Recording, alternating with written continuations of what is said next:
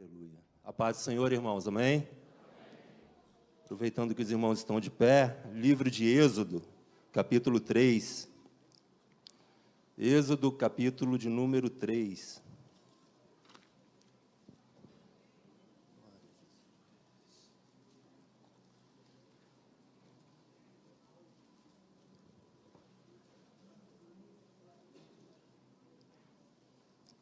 Glorifico ao Senhor nessa noite, tenho visto alguns rostos que há muito tempo a gente não via, e são vários. Se eu fui capaz de perceber isso, imagina a alegria em Jesus em te ver aqui nessa manhã. Louvado seja o nome do Senhor pela sua vida. Livro de Êxodo, capítulo de número 3. Vou ler alguns versículos intercalados e também 2 versículos do capítulo 4. Podemos ler, amém? Diz assim: Moisés pastoreava o rebanho de seu sogro Jetro, que era sacerdote de Midian. Um dia levou o rebanho para o outro lado do deserto e chegou a Horebe, o monte de Deus. Ali o anjo do Senhor apareceu numa chama de fogo, que saía do meio da sarça, do meio de uma sarça. Moisés viu que, embora a sarça tivesse em chama, não era consumida pelo fogo. Que impressionante, pensou. Por que a sarça não queima? Vou ver isso de perto. O Senhor viu que ele se aproximava para observar, e então, do meio da sarça, Deus chamou: Moisés, Moisés. Versículo de número 7. Disse o Senhor: de fato, tenho visto a opressão do meu povo no Egito, tenho escutado o seu clamor por causa dos seus malfeitores, e sei quanto eles estão sofrendo. Versículo de número 10. Vá, pois, agora, eu o envio ao faraó para tirar do Egito o meu povo, os israelitas. Moisés, porém, respondeu a Deus: quem sou eu para apresentar-me a Faraó e tirar Israel do Egito? Deus afirmou: eu serei com você. Esta é a prova de que sou eu quem envia. Quando você tirar o povo do Egito, vocês prestarão culto a Deus neste monte. Moisés perguntou: quando eu chegar diante dos israelitas, ele disser: o Deus dos seus antepassados me enviou a vocês, e eles me perguntarem qual o nome dele, que lhes direi? Disse Deus a Moisés: eu sou o que sou. É isso que você dirá aos israelitas: eu sou, me enviou a vocês. Capítulo 4, versículo 10 e 11. Diz: disse, porém, Moisés ao Senhor: ó Senhor, nunca tive facilidade para falar, nem no passado, nem agora que falaste com o teu servo. Não consigo falar bem, ou não sou eloquente. Disse-lhe o Senhor: quem deu boca ao homem? Quem o fez surdo ou mudo? Quem lhe concede vista ou torna cego? Não sou eu, o Senhor? Agora, pois, vá, eu estarei com você, ensinando-lhes o que dizer. Amém. Os irmãos podem assentar-se. A minha versão acabou sendo um pouco diferente dos irmãos. Eu estou aqui com a versão internacional, mas o sentido da mensagem é o mesmo. Eu glorifico a Deus, irmãos, por essa oportunidade nos concedida. A proposta hoje é a gente falar sobre a lição 5 da revista da Escola Dominical, que é uma revista que tem abençoado nossas vidas, que fala sobre dons espirituais e dons ministeriais. A lição 5 fala dos dons de elocução. Essa revista, nós ainda estamos na lição 5, são 13 lições, portanto, os irmãos têm toda a oportunidade de se matricular na Escola Dominical e fazer parte desse aprendizado conosco.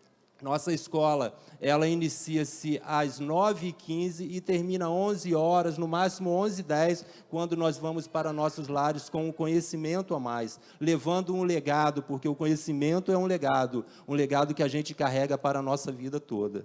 E quando a gente fala de dons de elocução, não é um tema muito fácil de se compreender, porque compreende 3 dons, que é o dom de profecia, o dom de falar em línguas estranhas e o dom de interpretar línguas estranhas. O tempo é muito curto, pretendo falar no máximo até as 10h30, são meia hora, mas não convém que a gente traga uma aula técnica sobre esses dons. Então, a proposta é apresentar uma palavra que contenha os dons de elocução, uma palavra que contenha, melhor dizendo, o entendimento dessa lição. É claro que não é uma lição muito fácil, né? Por um período, quando nos foi concedida a proposta, eu fiquei um pouco nervoso, porque eu perguntei, meu Deus, como eu vou trazer uma mensagem em meia hora para uma igreja, numa festa do nível que é a festa de Santa Ceia, e falar de dons de elocução? Não é uma missão muito fácil. Mas o Senhor me confortou, falando ao meu coração, eu ainda tiro água da rocha. Isso alegrou o meu coração, mas continuo nervoso. Glória a Deus por isso. E alguns irmãos podem estar se perguntando, o que tem a ver dom de elocução com esse texto que nós lemos? O dom de elocução, ou a palavra elocução, nós não podemos confundir com locução. A palavra locução, ela deriva de locutor, e a palavra, que não é o nosso propósito falar sobre isso nesta manhã, mas a palavra elocução, ela vem de eloquente, ou seja, da capacidade de falar, da capacidade de se expressar diante de alguém ou diante de um povo. E quando a gente fala de dons de elocução, então a gente está falando da capacidade sobrenatural, uma capacidade concedida pelo Espírito do Deus vivo, da pessoa falar, da pessoa ser eloquente, da pessoa profetizar, falar algo que ainda não aconteceu, algo do futuro, da pessoa falar em línguas estranhas, uma língua que só Deus entende, e mais ainda, da capacidade de outra pessoa interpretar uma língua que só Deus entende. Portanto, o dom de elocução é algo sobrenatural, é algo que Deus concede à sua igreja para edificar a sua igreja, para exortar a sua igreja, para confortar e para guiar a sua igreja. Os irmãos entenderam? Amém? Glória a Deus por isso. Então, vamos ao texto lido. Nesse texto, nós percebemos que aqui existe um diálogo. Elocução fala de conversa, fala de diálogo. E nesse texto é apresentado um diálogo que nós podemos ter 2 perspectivas. Dentro de uma perspectiva natural, ou vamos colocar assim, carnal, nós vamos ver um homem conversando com uma árvore. Mas numa perspectiva espiritual, nós vamos ver Moisés conversando com Deus, através ou com uma representatividade em uma árvore, em uma simples árvore.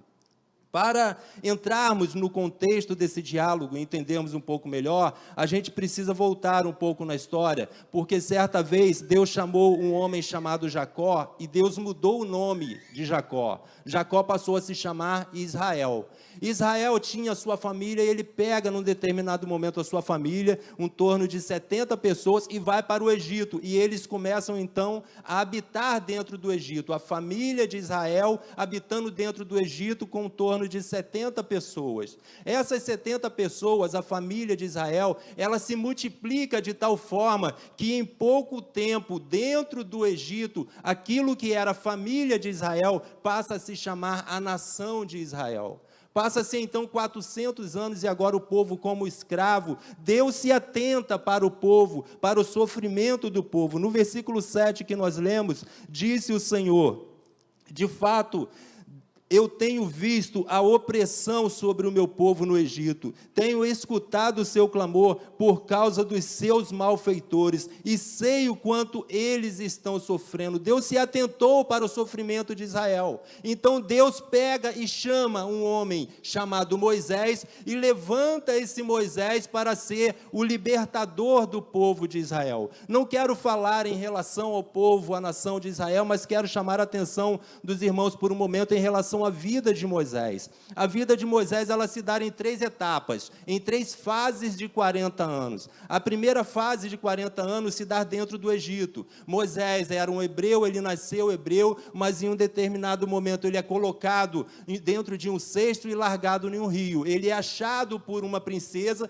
e essa princesa tira Moisés das águas, daí o seu nome, tirado das águas. Moisés então é criado dentro do Egito como um príncipe, 40 anos aprendendo no Egito, 40 anos aprendendo das artes da guerra, 40 anos aprendendo a ciência, todo o conteúdo, os princípios, a cultura, tudo do Egito.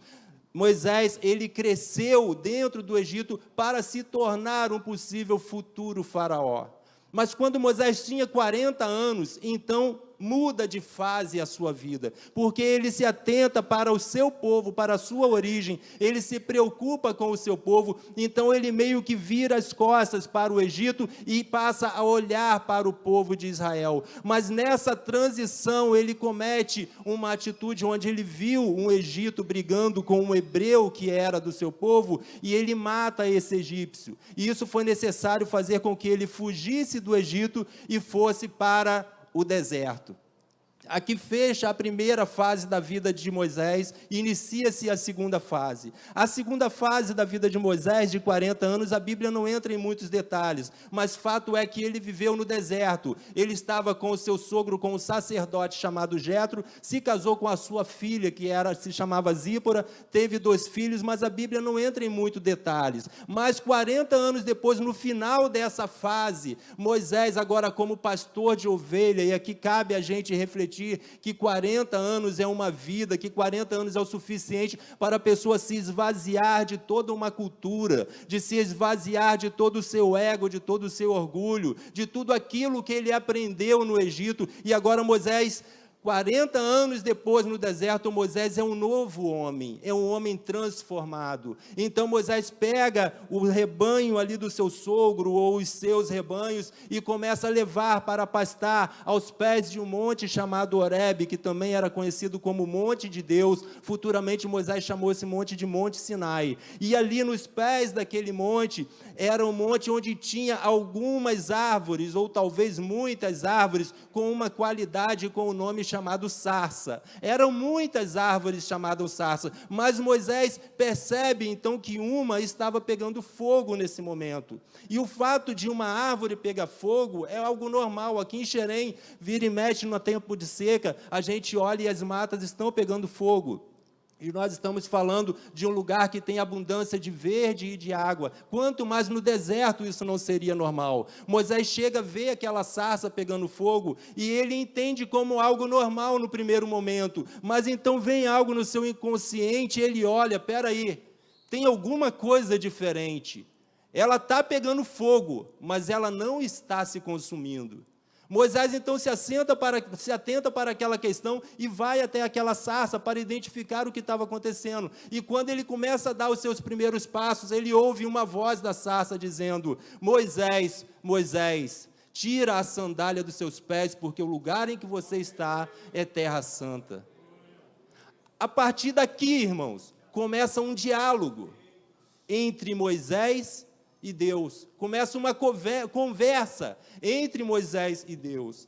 Cabe a gente falar aqui nesse momento que talvez alguns possam até ficar frustrados, mas quando Deus chama Moisés, Moisés não era como esses galãs que aparecem em novela do livro de Moisés ou em filme de Moisés. Nós vemos aqui que Moisés tinha 80 anos, Moisés já era um senhor de idade, Moisés já era um idoso, e Deus estava chamando um idoso. Isso nos mostra que para Deus idade não importa, porque a sua alma é eterna. Para Deus, a sua condição física, a sua condição financeira, não importa. Se você é eloquente ou não, o chamado que Ele tem na sua vida, é Ele quem garante, não é as suas condições, não é a sua forma, não é o seu jeito, não é a sua cultura, não é o seu diploma, não é o seu dinheiro, não é você, é o Deus que está sobre você. Moisés, então, ele identifica aquela sarça pegando fogo e começa então um diálogo. Antes de entrarmos ainda na questão do diálogo, nós precisamos levantar uma questão. Por que uma sarça? Uma sarça, irmãos, era uma planta comum naquele lugar, igual àquela, tinha um monte, tinha várias. Uma sarça era uma planta, uma árvore, um arbusto, que não dava frutos, que não era pomposo, não era grande, não era bonito, não era aquelas árvores floridas, mas o Senhor, Ele se manifesta em uma sarça. Cabe aqui a gente dizer e buscar ainda mais um pouquinho do conhecimento dessa sarça, e quando a gente busca, tanto na teologia quanto na história, a gente vai perceber que a sarça, ela é uma árvore ou um arbusto que vem do gênero das acácias. Como assim do gênero das acácias? Por exemplo, existem gêneros de árvores frutíferas, mangueira, jaqueira, bananeira, jabuticabeira. Existem outras que dão flores. Não sou expert no assunto, mas árvores que dão flores temos muitas por aí, como ipê, flamboyant. Quando fala de sarça, na linguagem mais de pessoas que trabalham mais na roça, vai olhar em uma sarça e alguém vai perguntar: que árvore é essa? Isso aí é um mato. Era uma árvore sem graça, uma árvore que não tinha importância. Mas Deus resolve se manifestar numa sarça. E cabe aqui a gente buscar na história ainda o entendimento sobre isso, porque naquela época nós vamos entender que o povo era muito idólatra, e que a idolatria do povo, uma grande parte da idolatria do povo, ela se concentrava em árvores, porque da árvore saía a madeira que era esculpida aos ídolos. Tinha alguns deuses, de forma especial, um deus chamado Baal, o deus com D minúsculo, que era o deus da fertilidade, o deus da agricultura, o deus que dava chuva. E as pessoas levavam, então, seus sacrifícios, suas oferendas, e colocavam no pé de árvores para sacrificar a esses deuses. Só que quando as pessoas iam buscar uma árvore para fazer os seus sacrifícios de idolatria, eles não buscavam qualquer árvore, buscavam uma árvore com madeira boa, buscava uma árvore frutífera, buscava uma árvore que apresentava uma não sei se a palavra é floricultura, mas apresentava flores muito bonitas. As pessoas buscavam árvores especiais para essa situação, mas a sarça, ela não era procurada, por duas questões. A primeira, porque a madeira da sarça é uma madeira muito dura, é uma madeira que não dá para se lapidar com facilidade. Quando as pessoas tentavam esculpir a madeira da sarça, a madeira se quebrava. E isso nos dá um entendimento do porquê que Deus escolhe a sarça. Porque o nosso Deus é um Deus que exige exclusividade. Ele não compartilha a sua glória com ninguém. Não dá para sermos adoradores de Deus e adoradores de Baal. Não dá para adorarmos a Deus e adorarmos os costumes e os hábitos desse mundo. Uma outra questão, que a sarça, ela era espinhosa, era um arbusto e tinha muitos espinhos. Portanto, não era fácil as pessoas se chegarem debaixo daquela árvore, debaixo daquele arbusto, para oferecer sacrifícios, porque os espinhos incomodavam. E aqui, nessa questão do espinho, a gente acaba quebrando um paradigma, porque quando a gente fala de espinho, a gente tem a ideia de algo ruim, de algo mal, principalmente como lembramos de Paulo, quando ele fala de espinho na carne, onde Satanás esbofeteava. Mas a sarça, ela nos mostra algo diferente, porque o espinho não deixava qualquer coisa chegar aos seus pés. Os espinhos da sarça não deixavam os pássaros pousarem ali e depositar ali dejetos, fezes. Pássaros não faziam ninhos naquela árvore, porque ela tinha espinhos. Portanto, uma sarça, irmãos, ela nos mostra três coisas. Primeiro, humildade, simplicidade. Segundo, exclusividade. Terceiro, pureza. Quando fala de uma madeira dura, está falando de exclusividade. Quando fala de espinhos, está falando de pureza. Mas interessante, irmãos, é que Deus, ele se revela através de uma sarça a Moisés, ele começa a conversar com a sarça através de Moisés. Mas o povo de Israel não era um povo estático. Eles saíam do Egito e iam para a terra prometida, é um povo que estava em movimento, e para isso, eles precisavam de locais adequados para adorar a Deus, locais exclusivos para glorificar o nome do Senhor, e no livro de Êxodo nós vamos ver que Deus, ele revela, ele apresenta a Moisés muitas questões relacionadas ao local de adoração, como fabricar um tabernáculo. Quando Moisés fez o tabernáculo, Deus deu os mínimos detalhes, é cortina assim, nessa medida, nessa cor, ali vai ter uma cortina, aqui vai ter outra, nessa medida, nessa largura, nessa altura, mas na construção de um tabernáculo de Deus, existia um mobiliário, né, muitos móveis, muitas questões, as estruturas que eram feitas de madeira. Aqui é interessante a gente entender que a madeira da sarça, quando a gente vai buscar na história, na teologia e dentro de um contexto bíblico, a gente vai perceber que a sarça, ela era do gênero das acácias, mas a sua madeira era chamada de madeira de citim. Era o tipo de madeira da sarça. E quando o Senhor dá a instrução a Moisés para ele construir o tabernáculo, o Senhor fala os mínimos detalhes. Essa cortina vai ficar em um varal assim, no comprimento assim, na medida assim, mas faz de madeira de citim. Quando o povo vai construir, Moisés vai construir o incensário, que era de madeira, Deus fala, faz assim, assim, nessa medida, e faça de madeira de citim. Todos os mobiliários, tudo que era de madeira dentro do local de adoração, eram construídos de madeira de citim. Isso nós vamos ver no decorrer do livro de Êxodo, o Senhor falando com Moisés. Inclusive a Arca da Aliança, que era a principal figura da presença de Deus no meio do povo, foi construído de madeira de citim, de madeira da sarça, porque Deus exige exclusividade. Alguém pode perguntar, mas espera aí, irmão Daniel, tem uma incoerência na informação que você está falando. Porque primeiro você me diz que a sarça ela não era esculpida, era madeira dura, madeira ruim. Não dava para modelar, mas agora você está me dizendo que os móveis, os utensílios de madeira do tabernáculo, do local de adoração, eles foram modelados com madeira de citim, com madeira da sarça. Como explicar isso? No livro de Êxodo, capítulo 35, versículo 30 a 35, nos diz: depois disse Moisés aos filhos de Israel: eis que o Senhor tem chamado por nome a Bezalel, filho de Uri, filho de Ur, filho da tribo de Judá, ponto. E o Espírito de Deus o encheu de sabedoria e de entendimento e de ciência para todo o artifício e para inventar invenções para trabalhar em ouro, em prata, em cobre, em artifício de pedra para engastar e em artifício de madeira para trabalhar em toda obra esmerada. Também ele tem disposto o coração para ensinar aos outros, e a ele e a Oliabe, filho de Aizamaque, da tribo de Dan, encheu-os de sabedoria do coração.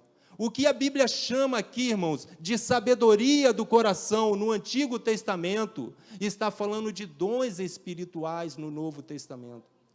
Aquela madeira, ela não era modelada, ela não tinha condição de ser polida, de ser modelada, mas Deus capacitou a esse homem para modelar no poder do seu Espírito e no poder do seu poder. Essa é a função dos dons espirituais na vida da igreja, é fazer aquilo que o homem não faz, é edificar a igreja, é construir, é modelar a igreja, é fazer aquilo que o psicólogo não faz, é fazer aquilo que o remédio não faz, é fazer aquilo que o homem não tem condição de fazer. Vamos para o diálogo, então. Moisés identifica a sarça, o fogo ardendo, o fogo queimando, mas a sua impressão, quando ele enxerga aquele fogo pegando na sarça e o fogo não consumia a sarça, isso também nos traz um segundo paradigma a ser quebrado, porque quando a gente fala de fogo, a gente entende que o fogo, ele consome, o fogo, ele queima, o fogo destrói, mas esse fogo sobre a sarça, ele nos fala de misericórdia e do amor de Deus. Sabe por quê, irmãos? Porque nós somos sarças, nós somos madeira dura, nós somos cheios de espinhos. Ai de nós se não for a misericórdia do Senhor sobre as nossas vidas. Ai de nós se não for o fogo de Deus, o fogo da misericórdia sobre as nossas vidas. Lamentações 3, 22 e 23 nos diz que a misericórdia do Senhor são as causas de não sermos consumidos, porque a sua misericórdia não tem fim, são novas a cada dia, ela não se renova, Ele tem uma misericórdia para cada dia na sua vida. E Salmos 103, 17 fala que as misericórdias do Senhor, elas são eternas, são de eternidade a eternidade. E o detalhe aqui, irmãos, é que o fogo, ele não muda a característica da sarça. A sarça, ela continua sendo a mesma, ela continua sendo igual às outras. O que diferencia essa sarça das outras é o fogo que está sobre ela. Está entendendo? O que faz a diferença na nossa vida não é o meu diploma, não é a minha eloquência, não é a minha capacidade, é o Espírito de Deus que está sobre a minha vida, é o fogo que está sobre a minha vida. No versículo 7 do texto lido, e disse o Senhor, estou correndo, irmão, por causa do tempo, disse o Senhor, de fato tenho visto, e tenho escutado, e tenho conhecido o clamor do meu povo. Nós estamos passando por uma pandemia, e nós estamos percebendo isso. Eu não sei se essa pandemia é um juízo, ou é um aviso, ou se é um chamado de Deus, não quero entrar em detalhes, mas a questão é que Deus, Ele tem um olhar diferente entre a igreja e o mundo. O fogo está sobre o mundo, está queimando. O fogo está eliminando o pecado, eliminando o mal. Mas o fogo que está sobre a igreja, ele não está consumindo, ele está edificando, ele está levantando, ele está purificando, ele está restaurando a sua igreja. No versículo 13 e 14, Moisés, então, dentro desse diálogo, ele começa a questionar Deus. Senhor, mas eu vou chegar diante do povo e vou falar, Deus me enviou a vocês como libertador, e o povo vai me perguntar, que Deus? Qual o nome desse Deus? E o Senhor responde a Moisés, diga ao povo que eu sou o que sou. O eu sou me enviou a vós. Quando o Senhor fala, eu sou a Moisés, quando Deus dá um nome a Moisés, o Senhor apresenta um nome que até então não havia sido referido na Bíblia, que é Yahweh, ou na nossa linguagem, no português, mais conhecido como Iavé. O que Deus estava querendo dizer a Moisés é, diga ao povo que eu sou o que o povo precisa. Eu sou a solução da sua necessidade. Eu sou a solução do seu problema. Eu sou aquele que cura as enfermidades. Eu sou aquele que entra na mente e arranca a depressão. Eu sou aquele que entra na enfermidade, tira a enfermidade e joga fora. Eu sou aquele que coloca a enfermidade para um propósito, depois eu tiro e glorifico esse pelo qual ficou enfermo. Eu sou aquele que abre porta onde não tem porta. Eu sou aquele que faz o impossível se tornar-se impossível. Eu sou o que sou, Moisés. Eu sou aquele que vocês ainda não viram, Moisés, mas eu sou aquele que vai abrir o Mar Vermelho. Eu sou aquele que vai parar o Rio Jordão. Eu sou aquele que vai derrubar as muralhas de Jericó. Eu sou aquele que vai derramar o meu espírito sobre a igreja de Mantiquira. Eu sou aquele que vai acender a tocha do Espírito Santo de Deus aos nossos corações e trazer um avivamento grandioso e sobrenatural. Esse é o Deus que nós servimos, irmãos. Eu sou o que sou. Moisés continua questionando, mas Senhor, quando eu chegar para falar com o povo, o Senhor precisa entender que eu não sou homem eloquente, eu não sei falar, eu não falo bem. Estamos falando de dons de elocução, de falar, da capacidade de falar. E o Senhor fala com Moisés, não sou eu que fiz a boca? Não se preocupe, eu vou te ensinar. Esse é o propósito, irmãos, de buscarmos esses dons. Dons de falar em línguas, dons de profecia, dons de interpretação. O Senhor nos ensina, a gente precisa entender que nós somos sarças. A questão não é a minha capacidade, não é o que eu posso, o que eu vou fazer. A questão é o fogo que está sobre mim. É Ele que faz, é Ele que determina, é Ele que guia, é Ele que manda, é Ele que fala. Esse é o Deus, esse é o Senhor que nós servimos. Quando a gente começa, então, a analisar uma comparação entre o Antigo Testamento e o Novo Testamento, a gente vai perceber que o que Deus apresenta a Moisés era algo limitado na visão de Moisés, mas infinito, eterno, numa visão espiritual. O Antigo Testamento ele é uma sombra para o Novo Testamento. Quando Elias pergunta a Eliseu o que ele desejava, Eliseu fala que ele queria uma porção dobrada do Espírito que estava sobre Elias. Quando a gente fala nessa questão de porção dobrada, teologicamente a gente pode entrar na questão de primogenitura, mas só para um exemplo dos irmãos, para os irmãos entenderem, é porque o Espírito Santo no Antigo Testamento, ele vinha como porção, em conta-gotas, numa quantidade determinada em prol do propósito, do objetivo ou da obra que ele ia fazer em cima daquelas pessoas.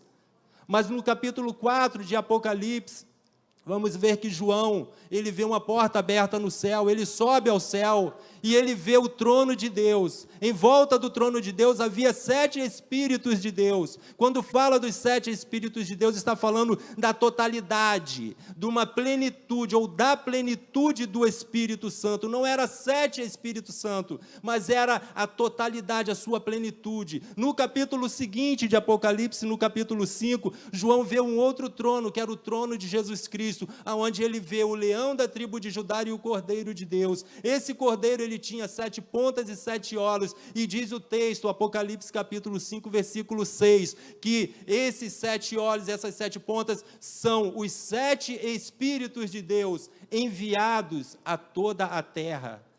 A plenitude do Espírito Santo enviado à terra. Aí a gente lembra da promessa de Cristo, eu vou para o Pai, mas eu vos enviarei um outro Consolador.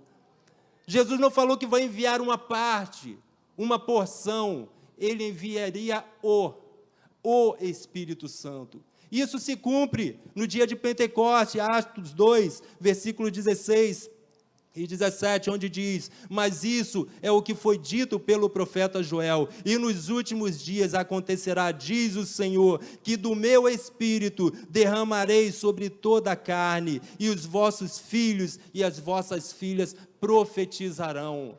Havia 120 sarças, irmãos, 120 sarças em um local. De repente ouve-se o som como de um vento, veemente e impetuoso, e vem balançando as folhas da sarça, vem balançando os galhos, movimentando para lá e para cá, e de repente a sarça começa a pegar fogo, começa a fluir um fogo, e é vista pelos ímpios como línguas de fogo repartidas sobre cada um deles, e eles começam a falar em línguas, e eles começam a profetizar, e eles começam a interpretar línguas. Isso é o dom de elocução, isso é o que nós precisamos buscar, o fogo do Espírito Santo de Deus em nossas vidas, o fogo do Espírito Santo sobre a igreja. A questão não é a sarça, irmãos, eu e você, não somos nós, é o fogo do Espírito. O propósito do fogo do Espírito não é engrandecer homem, não é fazer eu adquirir vídeos no YouTube, likes no Face ou no Instagram. Não, o propósito, o objetivo é edificar o corpo, é mostrar para a igreja quem é o Senhor, é mostrar para o mundo aquilo que parece loucura aos olhos do mundo. Porque é loucura, irmãos, vamos imaginar, Deus chega para um idoso de 80 anos, você, Moisés, você vai entrar lá na nação mais forte do mundo da época, no Egito, e você vai chegar diante do homem mais poderoso do mundo, Faraó, e você vai conversar com Faraó. Eu, um senhor de 80 anos, vim aqui para resgatar mais de 3 milhões de pessoas da sua mão. Isso é loucura, irmãos. Vamos pegar essas pessoas e vou colocar num deserto e vou levar para uma terra especial, sendo que essa terra especial, ela era habitada por vários povos e ele ainda precisava conquistar aquela terra. Falar em línguas é loucura para o mundo. Profetizar algo que ainda vai acontecer é loucura. Falar uma língua que só Deus entende, conversar com Deus em uma língua que só Ele entende. É loucura. Mais loucura ainda é uma outra pessoa que não tem nada a ver com o assunto interpretar o que eu estou falando com Deus na língua de Deus. É isso que está disponível para a igreja nessa manhã. É isso que está disponível para a igreja de Jesus Cristo nessa manhã. Você é sarça, irmãos. A questão não é a sarça, a questão é o fogo que está sobre a sarça. Uma sarça foi o suficiente para resgatar 3 milhões de pessoas. Uma sarça com um cajado, ele abriu o mar vermelho. Alguns sacerdotes pisaram e o rio Jordão parou. E quando junta um monte de sarça, não tem muralhas que resistem.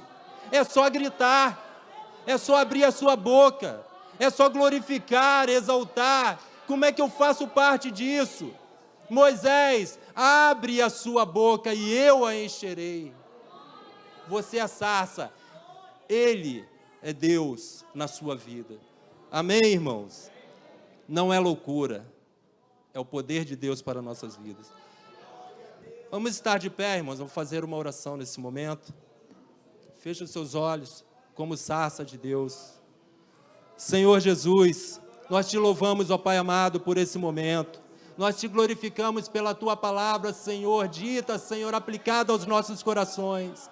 Mas nesse momento, ó Deus, o que nós te pedimos sobre a sua igreja é o Teu fogo, Jesus. É o Teu fogo, Senhor. Esse fogo, ó Pai, que nesse momento nós entendemos que não está sobre a nossa cabeça, mas está dentro de nós, porque o Teu Espírito não vem sobre nós, Ele já está no nosso interior. Então nós te pedimos, Espírito Santo, faça arder o Teu fogo sobre a sua igreja, Jesus. Batiza no Espírito Santo, Senhor. Dá dons à Tua igreja, dá dons de revelação, dá dons de cura, dá dons de língua, dá dons de interpretação, de ciência, Senhor, dá entendimento à Tua igreja, Jesus. Abençoa, que a partir desse momento a Tua igreja seja ainda mais pentecostal, seja ainda mais avivada, Jesus, que haja fogo, que haja cura, que haja santificação, que haja exclusividade no meio da Tua igreja para contigo, Jesus, que haja o Teu fogo, que haja pureza, Pai.